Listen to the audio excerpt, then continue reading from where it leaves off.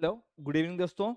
जैसा कि हम हाल ही में सीजीपीएससी प्री पर चर्चा कर रहे हैं, उसी कड़ी में मैं प्रशांत मिश्रा आपका कंपटीशन एकेडमी के इस डिजिटल प्लेटफॉर्म पे स्वागत करता हूं।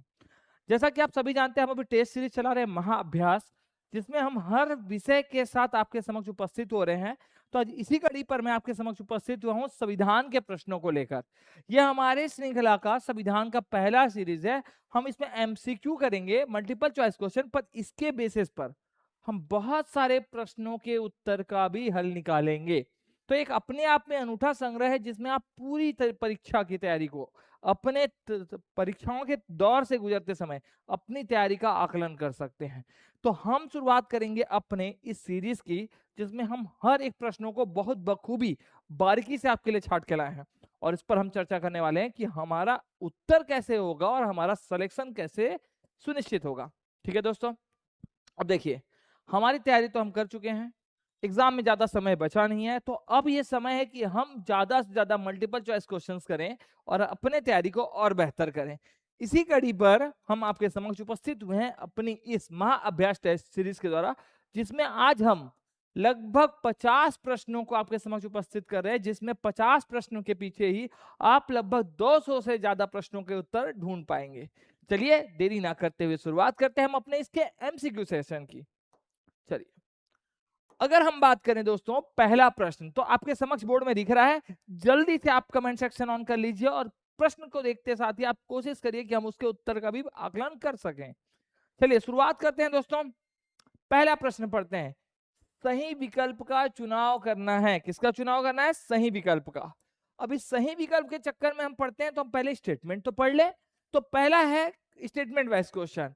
भारत शासन अधिनियम 1919 यानी गवर्नमेंट ऑफ इंडिया एक्ट 1919 के अंतर्गत भारतीय व्यवस्थापिका में प्रतिनिधित्व तो बढ़ा दिया गया तथा पहली बार द्विसदनी विधानमंडल बनाया गया। पहला स्टेटमेंट ये दिया गया है दोस्तों। कौन सा अधिनियम है? 1919 का। और दूसरा अधिनियम आपको बताता है कि भारत शासन अधिनियम 1935 में यह प्रस्ताव था कि भारतीय प्रांत और रियासतों को मिलाकर एक संघ की स्थापना की जाएगी। चलिए, ये 1919 और 1935 दोनों अधिनियम को मिलाकर के पूछा गया एक बेहतरीन प्रश्न है। अगर हम इसकी बात करें तो हम पहले स्टेटमेंट में चलते हैं 1919। किसके प्रश्न पे चलते हैं? 1919 का अधिनियम, जिसमें 19 कितने बार आया है दोस्तों? 2 बार। कितने बार? 2 बार। यह एक अपना इकलौता ऐसा अधिनियम है जिसमें हर चीजें रिपीट हुई है, तो इसमें सभी चीजों को रिपीट कर देंगे। जैसे इसमें क्या क्या लाया गया? तो इसमें लाया गया द्विसदनी व्यवस्था। क्या लाया गया? ड्यूल हाउस सिस्टम, द्विसदनी व्यवस्था। ठीक है, हर चीज डबल करना है दोस्तों। दूसरा यहां पे लाया गया था द्वैध शासन, ड्यूल एडमिनिस्ट्रेशन। द्वैध शासन कहां लाया गया? तो यहां पे प्रांतों में शुरुआत हुई थी द्वैध शासन की। ठीक है, अब हम जानते हैं सांप्रदायिक निर्वाचन की शुरुआत हुई थी। किसकी शुरुआत हुई थी? सांप्रदायिक निर्वाचन, कॉलोनियल इलेक्शन की। तो सांप्रदायिक निर्वाचन में जैसा कि आप सभी जानते हैं 1909 में 2 वर्ग थे, पहला मुस्लिम और दूसरा जमींदार, जिनके लिए 6-6 सीट आरक्षित थी 1909 में। इसको भी डबल करते हुए 1919 में 2 से 4 कर दिया गया और शामिल किया गया सिख और एंग्लो इंडियन।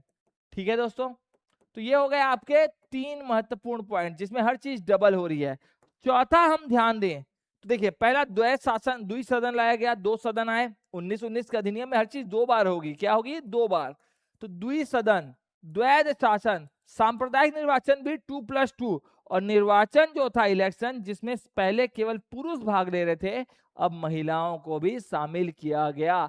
इस तरह से कितने हो गए? 2। हर चीज डबल। तो 1919 के अधिनियम को पढ़ने का सबसे बेहतर तरीका है कि हम हर चीज को क्या करेंगे? डबल कर देंगे। ठीक है, आप अपनी तैयारी कर चुके हैं, यहाँ पे हम केवल रिवाइज कर रहे हैं और कॉन्सेप्ट को बेहतर कर रहे हैं। तो द्वैध सदन, द्वैध शासन, सांप्रदायिक और निर्वाचन को डबल किया गया। 1935 के अधिनियम की खासियत क्या है? तो 1935 के अधिनियम को भी हम ध्यान देते हैं। तो 1935 के अधिनियम में पहली बात की गई थी, संघ की अवधारणा लाई गई थी। क्या लाई गई थी? संघ की अवधारणा। हालांकि ये देशी रियासतों के कारण लागू नहीं हो पाया। इसके बाद द्वैध शासन यहां भी लाया गया, पर प्रांतों से विस्तारित करके बढ़ा करके केंद्र में लाया गया था। ठीक है, और तीसरा, इसी में हमने देखा था कि द्विसदन जो बनाए गए थे, द्विसदनी व्यवस्था, उसकी सीटें बढ़ाई गई थी। तो क्या हुआ था यहाँ? विस्तार। और इसमें सबसे इंपॉर्टेंट इसी में लाया गया था, लघु संविधान कहा जाता है। किसे लघु संविधान कहा जाता है? 1935 के अधिनियम को ही। तो क्या क्या पॉइंट मिल गया? पहला, संघ की अवधारणा लाई गई परंतु पारित नहीं हुआ। द्वैत शासन लाया गया, कहां? केंद्र पर। द्विसदन जो बनाया गया था 1919 में, उसका विस्तार हुआ। और लघु संविधान इसलिए क्योंकि इसी अधिनियम में हम 14 भाग, कितने भाग? 321 अनुच्छेद और 10 अनुसूची लिख चुके थे, इसीलिए इसे कहा गया है लघु संविधान। क्या कहा गया है? लघु संविधान। तो देखिए क्या स्टेटमेंट था, क्या यहाँ पे द्विसदनीय विधानमंडल बनाया गया? ये स्टेटमेंट सही है। दूसरा, 1935 में भारतीय प्रांतों रियासतों को एक मिलाकर एक संघ की, यूनियन की स्थापना की जाएगी। तो ये स्टेटमेंट भी सही है। पर अगर कहा जाता संघ की स्थापना की गई, तो याद रखिएगा ये स्टेटमेंट गलत हो जाता दोस्तों। तो हर एक शब्द का महत्व समझना, मतलब दोनों स्टेटमेंट सही है तो आंसर क्या आएगा? ए आएगा। बेहतरीन प्रश्न है। इसके बेस पर देखिए, मैंने कॉन्सेप्ट इसलिए बताया, आपको भले ही लगा होगा एक प्रश्न पे हम इतने कॉन्सेप्ट क्यों पढ़ें, पर जब आप क्वेश्चन आगे करेंगे तो आप इसी बेस पे देखिएगा बहुत सारे प्रश्नों को हल कर पाएंगे। तो ये हमारा पढ़ने का तरीका था। ठीक है, चलिए चलते हैं नेक्स्ट प्रश्न पर, समय नहीं गवाते हैं और देखते हैं। फिर से हमारे समक्ष एक प्रश्न आया है जो अधिनियम के आधारित है। इसमें क्या कहा गया है कि 1919 एक्ट की क्या मुख्य विशेषताएं हैं? क्या भारतीय कार्यकारिणी परिषद को 2 भागों में बांटा गया? बिल्कुल, 2 भाग में बांटा गया था। क्या दूसरा स्टेटमेंट पढ़िए और कमेंट सेक्शन में जल्दी से आंसर दीजिएगा। फर्स्ट क्वेश्चन का ए, सेकेंड का बी। दूसरा देखिए, मुसलमानों को पृथक सांप्रदायिक निर्वाचन मंडल प्रदान किया गया। अब इस स्टेटमेंट में हमको डाउट है क्योंकि 1919 की बात की जा रही है और बात किसकी हो रही है? मुसलमानों की। इनके लिए सांप्रदायिक निर्वाचन की बात की गई थी 1909 के पार्लियामेंटो एक्ट में, जिसमें मुसलमानों को 6 सीट और जमींदारों को 6 सीट दी गई थी, है ना। हालांकि 1909 में दिया गया था, 1919 में शामिल किया गया था सिखों को, सिख और एंग्लो इंडियन यानी आंग्ल भारतीय समुदाय। तो अगर वहां मुसलमान की जगह सिख या एंग्लो इंडियन होता तो स्टेटमेंट सही होता। यहाँ पे ये स्टेटमेंट गलत है। क्लियर? अब देखिए, केंद्रीय कार्यकारिणी की शक्तियां राज्यों को हस्तांतरित की गई, ये स्टेटमेंट भी सही है।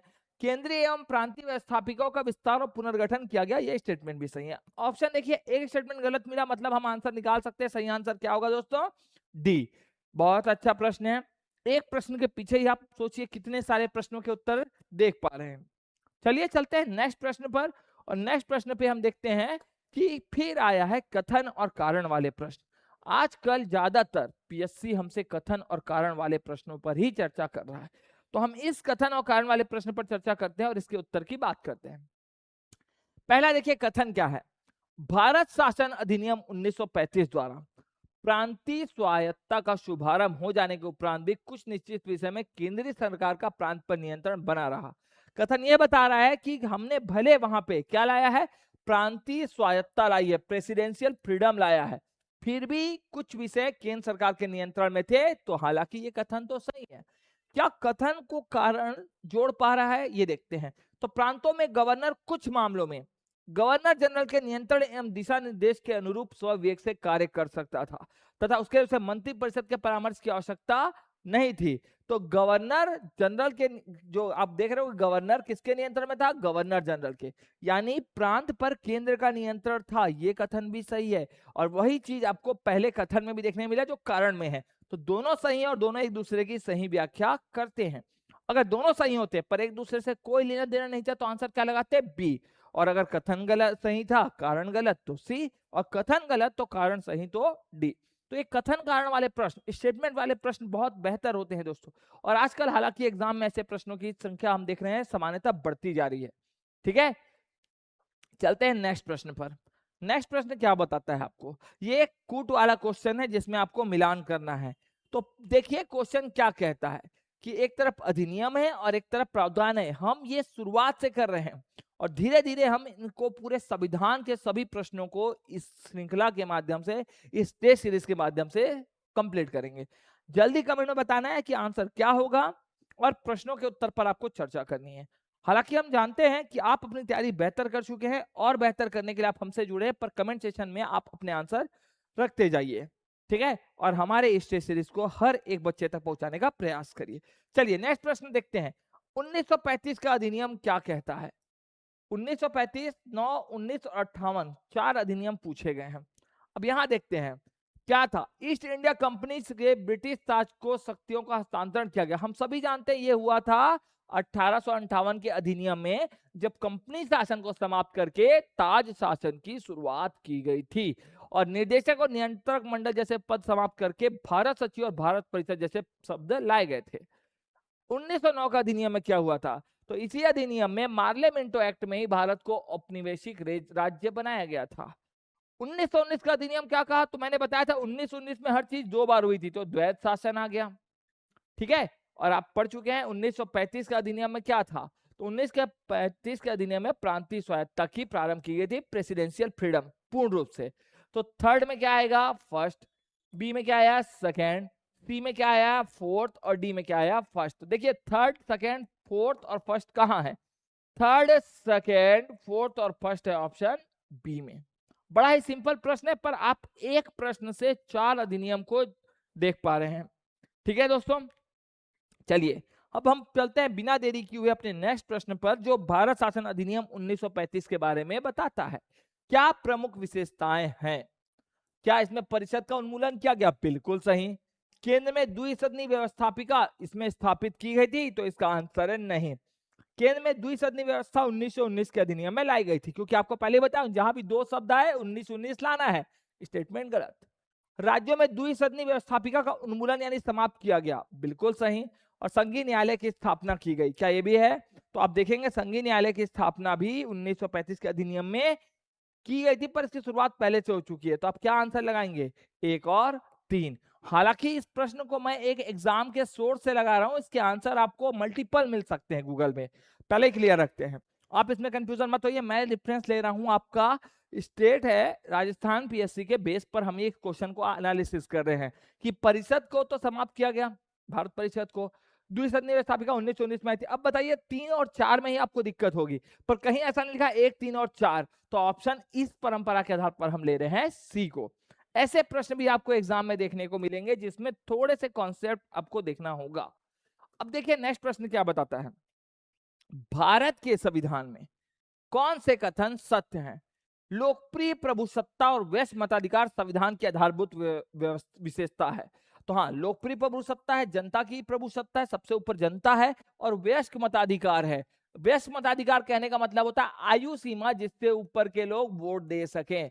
तो हम सभी जानते हैं आयु सीमा को लेकर 3 बार बदलाव हुआ। कितने बार? 1946 में 24 वर्ष थी आयु वोट देने की, 1947 में इसे घटाकर किया गया 21 वर्ष, और 1989 में इसे घटाकर किया गया 18 वर्ष। तो आयु सीमा यानी जिस वर्ग के लोग वोट दे सकते हैं वो है वयस्क मताधिकार, ये सही है। यहां तक केंद्र और राज्य के बीच शक्तियों के बंटवारे का प्रश्न है, हमारा संविधान कठोर है, तो बिल्कुल आप भाग 11 और 12 में पढ़ें कि यहाँ पे संविधान क्या हो जाता है? कठोर। लेकिन संविधान सामाजिक एवं आर्थिक अधिकारों की अंतर्निर्भरता को मान्यता देता है, तो बिल्कुल यहाँ आप प्रस्तावना में पढ़े सामाजिक और आर्थिक अधिकार न्याय की बात की गई है, ये भी सही है।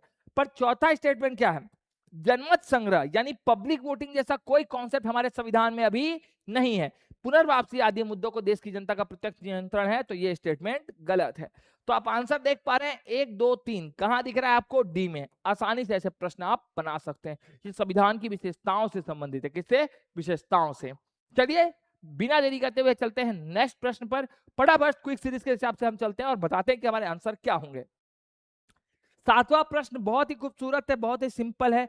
आप जानते हैं कि एग्जाम का पैटर्न क्या होता है, तो हमारे एग्जाम का पैटर्न होता है 40% एकदम इजी लेवल के प्रश्न आते हैं, 30% जो आप देखते हैं वो मॉडरेट होते हैं, जो सामान्य स्तर से थोड़े से अप होते हैं, और जो 20% होते हैं वो स्टैंडर्ड के प्रश्न होते हैं, जो ही आपका सिलेक्शन निर्धारित करने में मदद करेंगे।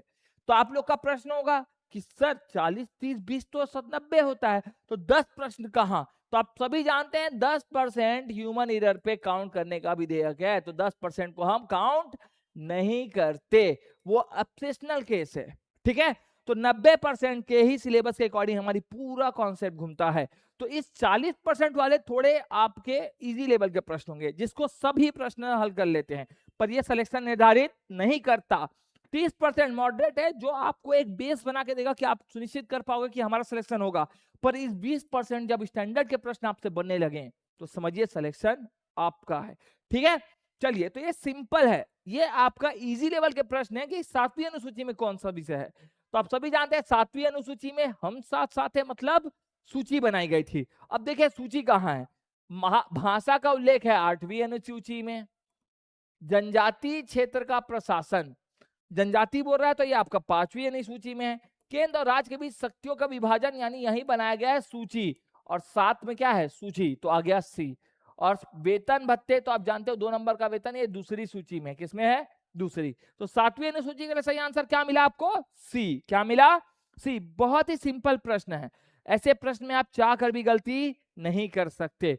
चलते हैं 8वां प्रश्न, निम्न में से कौन सी जोड़ी सुमेलित नहीं है।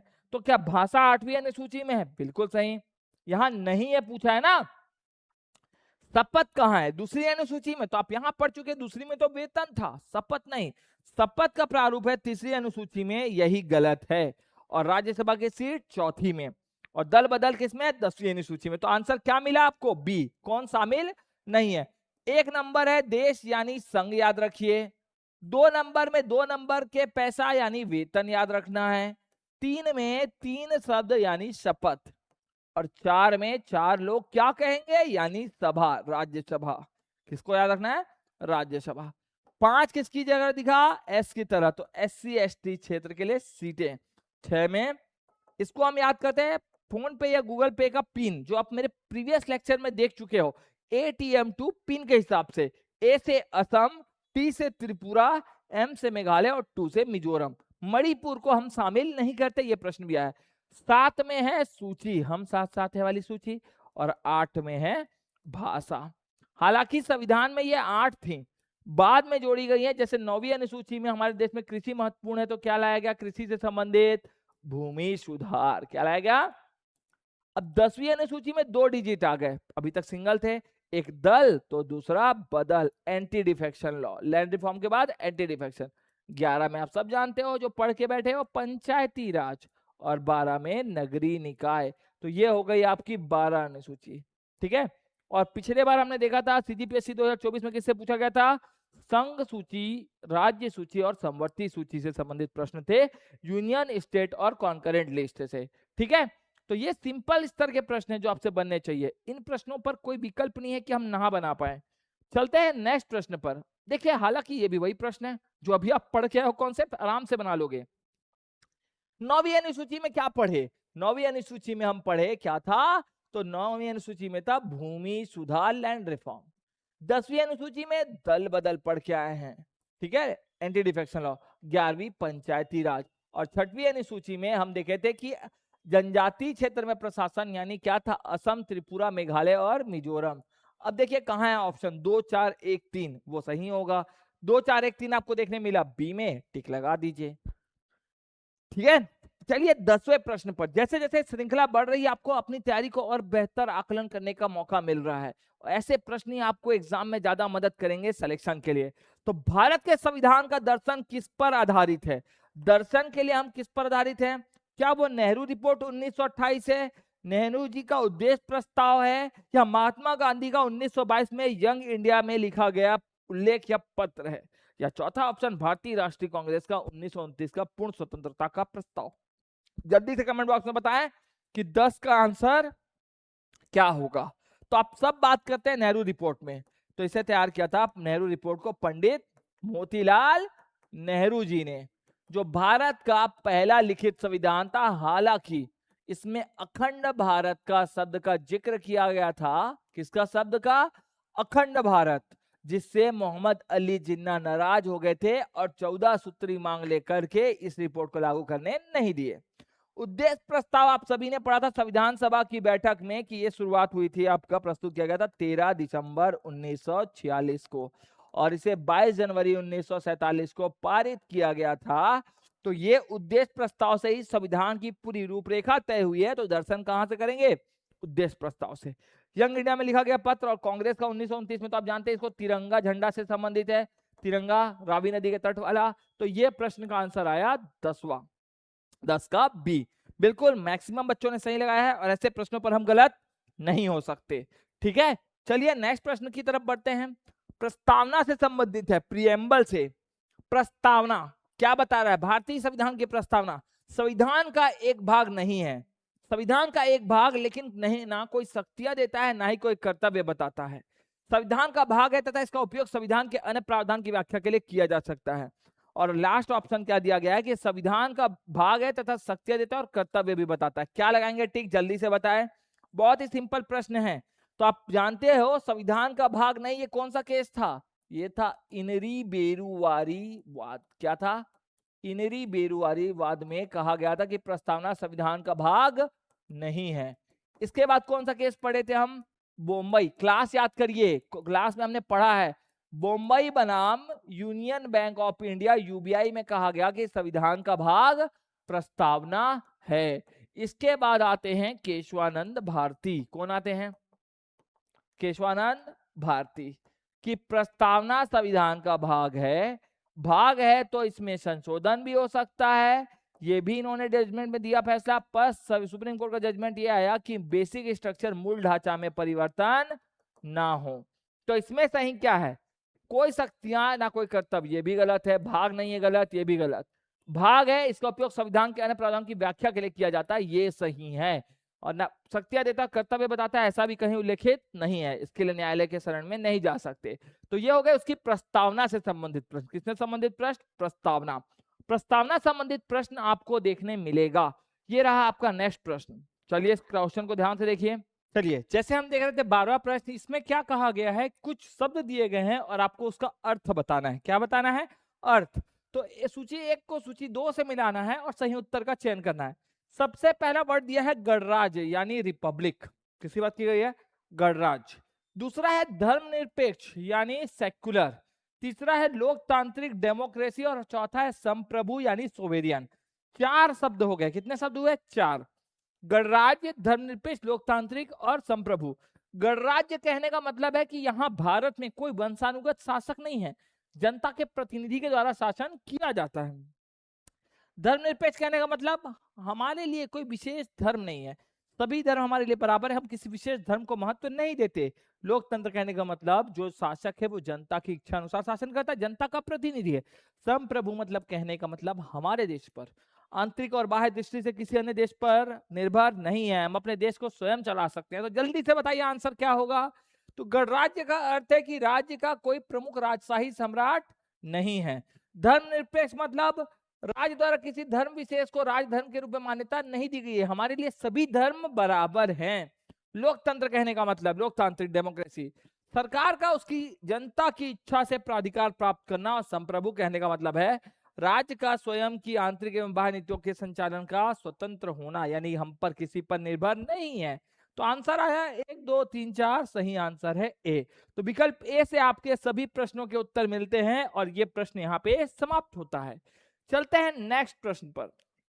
सही विकल्प का चयन करना है। क्या करना है हमको? सही विकल्प का चयन। चलिए चलते हैं प्रश्न की तरफ।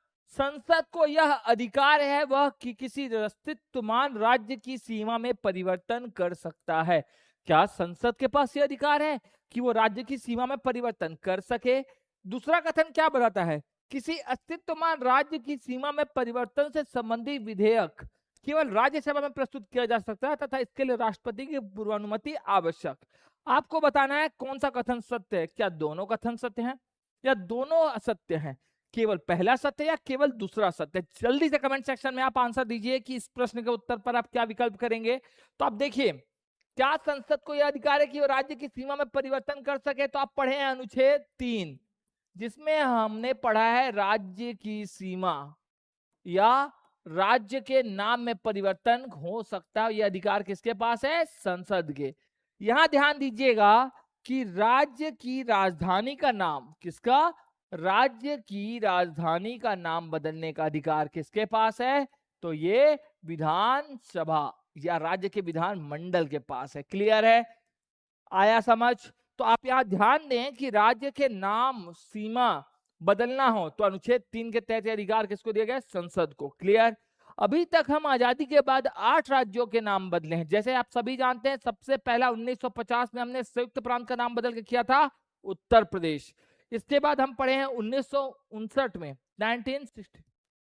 1969 में हमने मद्रास को कहा तमिलनाडु। 1973 में 2 राज्यों का नाम बदला गया था। मैसूर को हमने बदल के क्या कहा था? कर्नाटक। और अक्का लक्षद्वीप का नाम पड़ा था, पहले पूर्ण नाम था लक्काद्वीप, अमिनी को मिनी द्वीप। हो गए 4। 5वां जो नाम बदला गया 1992 में दिल्ली का, उसे कहा गया राष्ट्रीय राजधानी क्षेत्र दिल्ली। 6वां जो नाम बदला गया, 2 राज्य के नाम एक साथ बदले गए थे 2004 में, उत्तरांचल को उत्तराखंड और पांडिचेरी को पुडुचेरी किया गया। 2011 अंतिम में उड़ीसा को ओडिशा करने के साथ नाम बदला गया है। वो राज्य का नाम है, लेकिन राजधानी का नाम परिवर्तन करने का अधिकार किसका है? विधानसभा का। जैसे छत्तीसगढ़ की राजधानी रायपुर से नया रायपुर, फिर अटल नगर बदला गया, ये विधानसभा के पास। राज्य की सीमा में परिवर्तन से संबंधित विधेयक, यहां लिखा है केवल राज्यसभा में प्रस्तुत किया जा सकता है। अगर केवल शब्द हटा देते तो सही हो सकता था, पर केवल कहने का मतलब कि लोकसभा में नहीं ला सकते, तो आंसर गलत है, क्योंकि यहाँ पे संसद शब्द यूज होना था। क्या यूज होना था? संसद शब्द में प्रयोग करना था। तो पहला स्टेटमेंट तो सही है, पर दूसरा गलत है। तो सही आंसर क्या है? केवल एक शब्द। अगला क्वेश्चन देखिए, भारतीय संविधान की प्रस्तावना में उल्लेखित आर्थिक न्याय इकोनॉमिकल जस्टिस का क्या अभिप्राय है? तो आप जानते हो आर्थिक यानी पैसे की बात करें तो क्या संपत्ति का समान वितरण है, न्याय के प्रशासन में समानता, समाज आर्थिक क्रांति या गरीबों को सस्ता न्याय? जल्दी से इस प्रश्न का आंसर दीजिए, क्या होगा इसका answer? A B C D, जल्दी से बताएं। तो देखिए अधिकांश बच्चे ए को बोलेंगे, क्योंकि यहाँ संपत्ति का समान वितरण, संपत्ति नहीं होता, आय होता है, संपत्ति का कभी विवरण नहीं है। तो इसका सही आंसर है समाज आर्थिक क्रांति ही प्रेरित करती है आर्थिक न्याय को, इसका अभिप्राय है। क्लियर? चलिए ये प्रश्न हो गए, चलते हैं नेक्स्ट प्रश्न पर। डॉक्टर भीमराव अंबेडकर द्वारा संविधान सभा में दिए गए अंतिम भाषण में से किस शब्द को शामिल नहीं किया गया? तो स्वतंत्रता भी था, नम्रता नहीं था, समानता और भाईचारा बंधुत्व शब्द दिया गया था। तो सही आंसर क्या है दोस्तों? बी, नम्रता। भारतीय संविधान पर विचार कीजिए, भारतीय संविधान की प्रमुख विशेषताएं क्या हैं? क्या पूरे भारत के लिए एकल नागरिकता ये इसकी विशेषता है? तो आप बताएंगे बिल्कुल सही। संघीय शासन व्यवस्था वाली सरकार है। तो सबसे पहले आप पढ़े अनुच्छेद 1, भारत अर्थात इंडिया राज्यों का संघ, India that is Bharat shall be union of state, तो संघीय व्यवस्था अपनाई गई है। नम्रता और अनम्रता का प्रशासनिक साम्राज्य, नम्य मतलब होता है जहां पे एक संविधान सरल है, और अनम्य मतलब कठोर, दोनों का मिश्रण है। साधारण बहुमत और विशेष बहुमत, सिंपल मेजोरिटी और आपका इफेक्टिव मेजोरिटी में आप पढ़े हैं, तो ये दोनों का मिश्रण है। सही आंसर हुआ पहला, कि 1, 2 और 3 दोनों स्टेटमेंट, तीनों स्टेटमेंट सही हैं। चलिए नेक्स्ट प्रश्न पर। धर्मनिरपेक्षता से संबंधित निम्न कथन पर विचार करना है। धर्मनिरपेक्षता का अर्थ किसी राज्य का अपना कोई विशेष धर्म नहीं है। क्या स्टेटमेंट सही है? धर्मनिरपेक्षता का अर्थ है कि राज्य सभी धर्म को बराबर मानेगा, या धर्मनिरपेक्षता का अर्थ है कि राज्य व्यक्ति धर्म के संबंधों पर नियंत्रण लगाएगा? तो इस पर सही आंसर है कि राज्य का कोई अपना विशेष धर्म नहीं है और राज्य सभी धर्म को बराबर मानेगा। लेकिन कहीं ऐसा नहीं लिखा है कि व्यक्ति और धर्म के संबंधों पर नियंत्रण राज्य का हो सकता है। तो सही आंसर क्या आएगा? केवल 1 और 2। बहुत सिंपल सा प्रश्न है। अब आप देख रहे हो कि आपसे प्रश्न बनने लगे हैं, क्योंकि अब प्रश्न एकदम सिंपल तरीके से आए हैं। कथन को पढ़कर सही विकल्प चुनना है। 18वां प्रश्न, डॉक्टर सच्चिदानंद सिन्हा को संविधान सभा का अस्थायी अध्यक्ष चुना गया। बिल्कुल सही कथन है, याद होगा 9 दिसंबर 1946 को संविधान सभा की पहली बैठक हुई थी और प्रोटेम स्पीकर के रूप में यानी अस्थायी अध्यक्ष के रूप में डॉक्टर सच्चिदानंद सिन्हा को चुना गया। एस.सी. मुखर्जी को संविधान सभा का उपाध्यक्ष चुना गया, ये भी सही है। इनके साथ सहयोगी थे फ्रैंक एंथोनी, ये भी सही है। तो क्या पहला दूसरा दोनों स्टेटमेंट सही है? बिल्कुल। तो लगा दीजिए 1 और टिक। बहुत सिंपल सा प्रश्न है, आसानी से बनने वाला प्रश्न है, ज्यादा समय टाइम टेकिंग नहीं है, आसानी से आप बना सकते हैं। चलते हैं नेक्स्ट प्रश्न पर दोस्तों। नेक्स्ट प्रश्न क्या कहता है? भारतीय संविधान के निम्न में से कौन से प्रावधान 26 नवंबर 1949 से तुरंत प्रभावी हो गए? यानी जब संविधान को 26 नवंबर को आंशिक रूप से लागू किया गया, तब कौन कौन से भाग लागू हुए? ये बहुत ही बेहतरीन प्रश्न है दोस्तों, बनना चाहिए। तो आप देखोगे आंशिक रूप से लागू हुआ था 15 अनुच्छेद, आप पढ़े हो, और 4 भाग। कितने भाग? 4 भाग। इस 4 भाग को कैसे याद रखेंगे? साइट के नाम से। किसके नाम से? साइट। सी मतलब सिटीजनशिप यानी नागरिकता। किसकी बात की गई? तत्कालीन प्रभाव से लागू हुआ था नागरिकता का। आई मतलब इंटरिम पार्लियामेंट यानी अंतरिम संसद। क्या लागू किया गया था? अंतरिम संसद। ये दो हो गए। तीसरा क्या था? टी से था टेम्परेरी प्रोविजन। क्या था? टेम्परेरी प्रोविजन यानी अस्थाई उपबंध। क्या लागू किया गया था? अस्थाई उपबंध। और ई से क्या था? इलेक्शन। क्या था? इलेक्शन। इस तरह से निर्वाचन, चार चीजें तत्कालीन प्रभाव से लागू की गई थी। अब देखिए क्या क्या प्रभावी हुए। तो नागरिकता हुई थी, आपातकालीन व्यवस्था नहीं हुई थी, निर्वाचन हुआ था, संघीय व्यवस्था नहीं हुई थी, अंतरिम संसद हुई थी और अस्थायी उपबंध। तो यहाँ पे सही आंसर क्या आ रहा है दोस्तों? 1 और 3 यानी डी। निम्न में से कथन को पढ़कर सही विकल्प चुनिए। क्या भारत में पहली बार 1926 में ली आयोग की अनुशंसा पर लोक सेवा आयोग की स्थापना की गई? आप सभी पढ़े होंगे इसे भाग 14 में। भारत शासन अधिनियम 1936 में संघीय और प्रांतीय दोनों स्तर पर लोक सेवा आयोगों की स्थापना का प्रावधान था। ये भी सही है। तो पहला भी सही है, दूसरा भी सही है। जबकि 1935 में हमने स्थापना की थी, पर पूरा बन के जो चालू हुआ था वो 1936 में हुआ था। तो दोनों सत्य हैं। ठीक है, दोनों कथन कैसे हैं? सत्य हैं। ये एकदम सिंपल सा प्रश्न है जो आप देखोगे आसानी से आपसे बन जाएगा। ठीक, चलिए नेक्स्ट प्रश्न की तरफ चलते हैं। 20 के बाद 21वां प्रश्न, कौन सा युग्म सही सुमेलित है? सही पहचान करना है। भारत परिषद अधिनियम 1892 निर्वाचन का सिद्धांत था क्या? तो आप जानते हो 1892 में सिर्फ 3 चीज थी। क्या क्या? प्रश्न। क्या कहा? प्रश्न। दूसरा आप पढ़े हो बहस, वो भी वित्त और बजट। और निर्वाचन के लिए सीटें बढ़ाई गई थी। किसके लिए? भारत परिषद की सीटें बढ़ी थी। बस ये 3 चीजें थी। तो ऐसा कुछ तो है नहीं यहाँ पे हुआ। 1909 के अधिनियम पार्लियामेंट एक्ट में उत्तरदायी सरकार आई थी, या 1919 में प्रांतीय स्वायत्ता लाई गई थी, या फिर आप देखोगे तो इसमें क्या था कि आप देख सकते हो 1919। देखिए उत्तरदायी शासन सरकार 1909 में नहीं बनी थी। 1919 में प्रांतीय स्वायत्ता ना आके 1935 में आया था। 1935 में राज्य में द्विसदनीय व्यवस्था नहीं थी, 1919 में थी। तो सही क्या है? भारत परिषद में निर्वाचन की बात की गई थी। तो सही आंसर क्या आएगा दोस्तों? ए। चलिए बहुत सिंपल से प्रश्न है। निम्न कथन को पढ़ना, सही विकल्प की पहचान करना है। संविधान का अनुच्छेद 20 यानी मौलिक कर्तव्य किसी व्यक्ति को निम्न बात के लिए विवश नहीं कर सकता। जल्दी से क्वेश्चन पढ़िए और ऑप्शन दीजिए कमेंट बॉक्स में जल्दी से आंसर। पहचान के लिए उसके अंगूठे के निशान या हस्ताक्षर लेना। क्या अंगूठे के निशान या हस्ताक्षर से व्यक्ति की पहचान की जा सकती है? बिल्कुल सही। न्यायालय के भीतर या बाहर मौखिक बयान दे लेना, ये कहीं से भी अनुच्छेद 20 के अंतर्गत नहीं आता। अनुच्छेद 20 क्या था? तो इसमें था अपराधों से दोष सिद्धि के संबंध में संरक्षण, कि आप अपराध से कैसे बच सकते हो। ठीक है, तो इसके लिए बयान का आपका संबंध में संरक्षण, इसमें बयान का कोई प्रावधान नहीं था। तो केवल कथन ए सत्य है। तो सही आंसर क्या आएगा? 1। ठीक है दोस्तों, बहुत सिंपल सा प्रश्न है। चलिए नेक्स्ट प्रश्न पे चलते हैं। और ये क्वेश्चन बहुत ही अच्छा है, इसे हम स्टैंडर्ड से भी ऊपर रख सकते हैं। जो प्रश्न को आपको ध्यान से पढ़ना है, एक कथन और दूसरा कारण कहा गया है और बताना है कथन और कारण के हिसाब से क्या सही है। संविधान सभा में अनुच्छेद 32 आर्टिकल 32 जो क्या है? कॉन्स्टिट्यूशनल रेमेडीज, संवैधानिक उपचारों का अधिकार, डॉक्टर भीमराव अंबेडकर ने इसे अत्यंत महत्वपूर्ण मूल अधिकार कहा था। ये तो सही है कथन, आप सभी जानते हैं, प्रीवियस ईयर 2 बार आ चुका है क्वेश्चन ये। अनुच्छेद 32 मूल अधिकारों के उल्लंघन का प्रभावी उपचार उपलब्ध करता है। ये भी सही है, इसका नाम ही था संवैधानिक उपचार। क्या नाम है अनुच्छेद 32 का? संवैधानिक उपचार, जिसको आप बोलते हो कॉन्स्टिट्यूशनल रिमेडीज। क्या बोलते हैं हम इसे? Constitutional remedies. क्लियर है? अब इसी के अंतर्गत हम क्या जारी करते हैं? अनुच्छेद 32 के तहत सुप्रीम कोर्ट। कौन? Supreme court. और 226 के तहत हाई कोर्ट क्या जारी करता है? रीट। क्या जारी करता है? रीट। इस रीट को हमने लिया है जिसका अर्थ होता है न्याय का झरना। और कितने प्रकार के रीट हैं? तो बेसिकली हम 5 पढ़ते हैं, पढ़े होंगे। पहला होता है बंदी प्रत्यक्षीकरण। क्या होता है? Habeas corpus. ये पढ़ना जरूरी है क्योंकि इससे प्रश्न आता है, तो आप सभी एक बार इसको जरूर रिवाइज कर ले। बंदी प्रत्यक्षीकरण यानी सशरीर उपस्थित करें, किसके समक्ष? जज के समक्ष पढ़े हैं।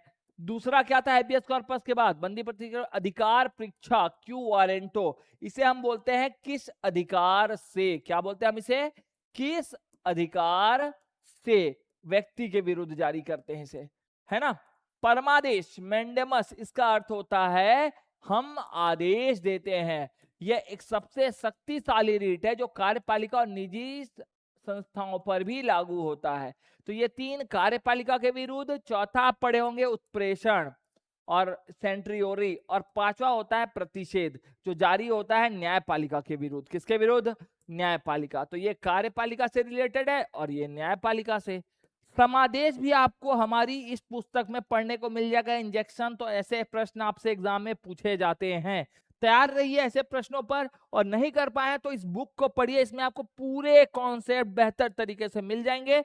और साथ ही साथ जीएस की ऑब्जेक्टिव श्रृंखला की बुक लगाइए, इससे आपकी तैयारी और आपके आकलन में बिल्कुल 100% आपको बेनिफिट्स मिलेगा।